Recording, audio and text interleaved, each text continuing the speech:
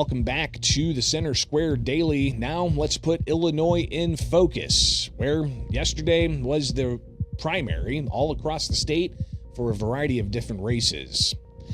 Big on people's minds was who is going to be the Republican nominee to take on Governor J.B. Pritzker, who ran in the Democratic primary unopposed.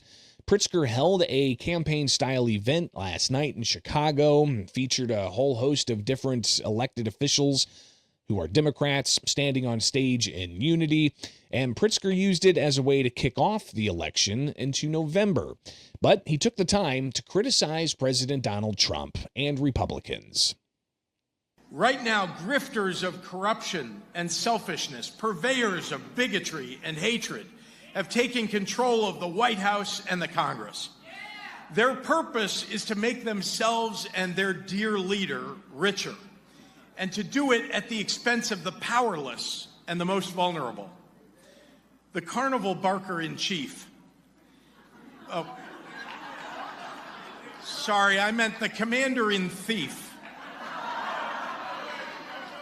Says there's no federal money for health care and food assistance for families in need.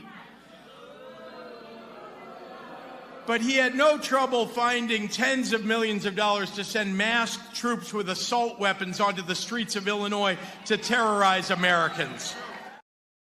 So again, the governor ran unopposed in the Democratic primary. He's looking to get a third term for Illinois governor. He does have a new running mate, Lieutenant Governor Juliana Stratton, seeking the U.S. Senate seat vacated by Dick Durbin, not running with Pritzker for a third term as governor.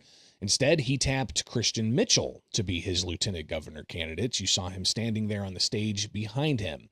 Now, we had 4 different candidates running for the Republican nomination to take on Pritzker, one of them being Darren Bailey, state senator who ran against Pritzker 4 years ago and lost, and also 2 years ago ran in a primary against Mike Bost, a congressman from Southern Illinois, and also lost there.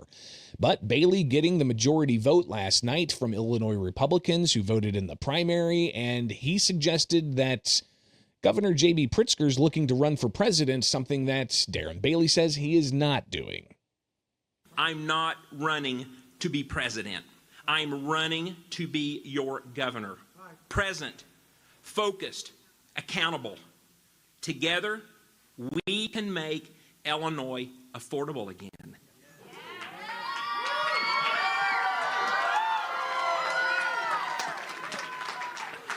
Together, we can make our communities safe. Together, we can give our kids a future right here at home. So the rematch between Bailey and Pritzker is on, and we can expect to hear a lot more of what we're highlighting here in the months ahead. Governor J.B. Pritzker, he said that Bailey was likely to be the nominee before all the dust started to settle Tuesday evening, and he said that Bailey wants to be President Donald Trump. Tonight, it appears the Republicans have again nominated Darren Bailey as their candidate for governor. Remember him? Bailey wants to be the Donald Trump of Illinois. He wants to lower the minimum wage. Lower the minimum wage. He wants to take away a woman's right to choose. He wants to continue the Trump tariff taxes on groceries. And his family still runs a school that uses a curriculum teaching that slavery wasn't wrong, and that women in the workforce have been harmful to America. That's who the Republican Party wants you to elect governor. But that's not who we are in Illinois, is it? Now, Bailey responding to some of the criticism he's heard over the past 4 years since he lost to Pritzker, saying that it's the governor and Democrats that are causing pain on Illinois taxpayers. To my friends in Chicago, I know I've got a Southern accent.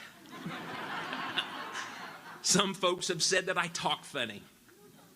But from Carbondale to Wilmette, Quincy to Danville, one thing remains the same.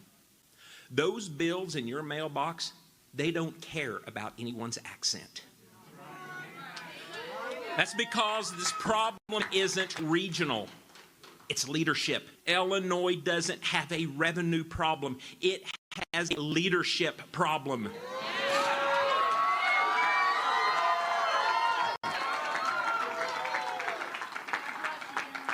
And nowhere is that clear than when we take a look at our property taxes. Illinois families don't truly own their homes anymore. They rent them from the government. So clearly, the lines are being drawn here with the two major party candidates soon to be set after the State Board of Elections certifies the election outcome. But the race is going to be a rematch, and we're going to hear a lot of different promises, some of those laid out last night from both candidates. Here's Governor J.B. Pritzker saying what he plans to do for Illinois taxpayers. We will bring down electric bills by making Illinois the standard bearer for nuclear and renewable energy production. We will lower the cost of health care by cutting prescription drug costs like we have and continuing to eliminate bills for unexpected health emergencies. We will make Illinois the heart of American innovation in quantum technology.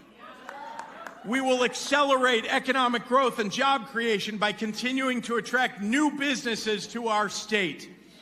We will raise wages while building the skilled workforce of the future. Now, Bailey also laid out what he says Illinoisans need from whoever's the next governor.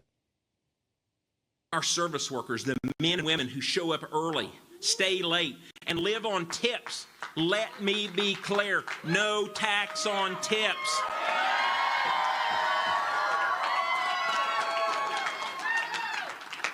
To our hardworking Illinoisans putting in extra hours to provide for your family, no tax on overtime.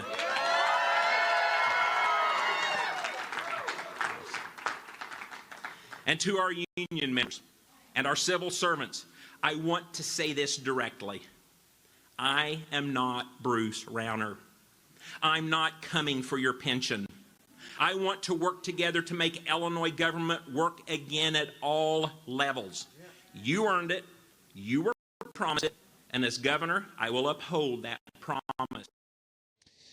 So we've got several months before the November election, and that's just one race that's going to be top of mind for people in the weeks and months ahead. But we also have the outcome of the primary for U.S. Senate to fill that seat being vacated by Dick Durbin, who's been in Congress since 1983. He announced last year he wasn't running, and it opened up a crowded field on both Republican and Democrat sides.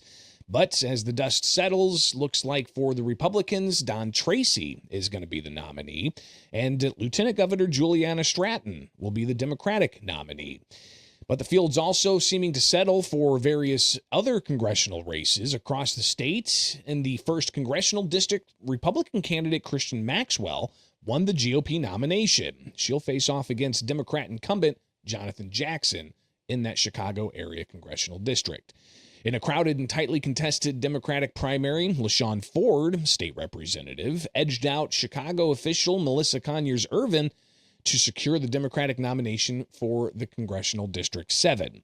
Republican Chad Copey will face off against Ford in November. Meanwhile, a closely watched race was neck and neck for most of the night last night with Illinois' 9th Congressional District. Evanston Mayor Daniel Biss ended up managing to beat content creator Kat Abba-Gazela for the Democratic nomination in that district. Biss will face off against Republican John Ellison.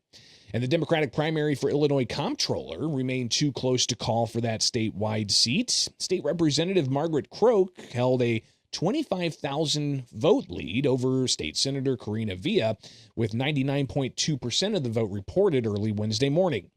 Croak raised $1.8 million for her campaign, according to campaign filings, with strong individual backing from a variety of people, including Governor J.B. Pritzker and House Speaker Chris Welch, among others.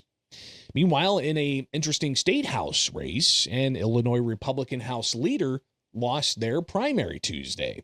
Macomb Republican State Representative Noreen Hammond, the deputy minority leader in the House, came in second. According to unofficial returns, Joshua Higgins captured nearly 58% of the Republican vote in that three-way race. Hammond said in a statement that serving in the legislature has been one of the greatest honors of her life. Be sure to catch these stories and many more from all across the country at thecentersquare.com.